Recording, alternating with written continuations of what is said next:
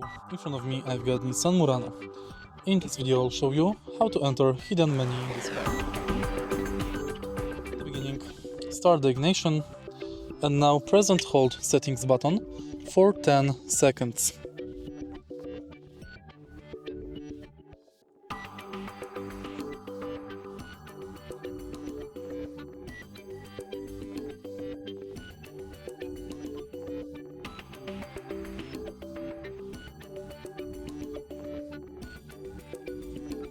The diagnostic menu should appear on the screen, but only in few trims.